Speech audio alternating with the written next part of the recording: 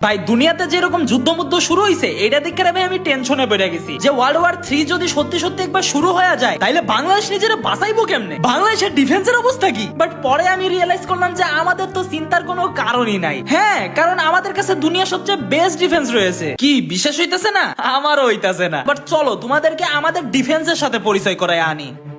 Introducing আমাদের hypersonic ballistic missile. এই মিসাইলটি প্রায় 15,000 থেকে 18,000 কিলোমিটার পার আওয়ার গতিতে এত জোরে শত্রুপক্ষের দিকে এগিয়ে যাইবো যে মনে হবে যে হেরে কোনো কুত্তা তাড়া করছে। এন্ড আমাদের লং রেঞ্জ ব্যালাস্টিক মিসাইল, যদিও এর গতি তুলনামূলক একটু কম, বাট এর রেঞ্জ এতটাই বেশি যে শত্রু যদি 2000 কিলোমিটার গিয়ে কোনো গর্তের মধ্যে লুকায়া থাকে তাও এই মাঙ্গের নাতি মিসাইল তার গর্তের মধ্যে ঢুকা তার নিতম্বের উপরে গিয়া পড়বো। শুধু তাই না, আমাদের রয়েছে অত্যাধুনিক রাডার সিস্টেম যেটা কিনা একসাথে 300 টার্গেট ডিটেক্ট করতে পারে। এয়ারপ্লেন, ড্রোন, মিসাইল, ইভেন তোমার এক্সও ডিটেক্ট করতে পারবো। And last but not least আমাদের অত্যাধুনিক প্রযুক্তির মিনি পারমাণবিক বোম। এইটা তুমি যেই দেশেই ফেলাও না কেন ওই দেশে রোজা আর কুরবানির ঈদ একসাথে পালন হবে। এন্ড শুধু তাই না, আমাদের দেশে রয়েছে Free Fire and PUBG player যাদের রয়েছে 7 থেকে 8 বছরের ব্যাটেল এক্সপিরিয়েন্স। এদের সামনে কোনো এনিমি আইলে এরা এনিমিরে ওয়ান ট্যাপার হেডশট মাইরাই দেশ থেকে বিদায় করে দিব।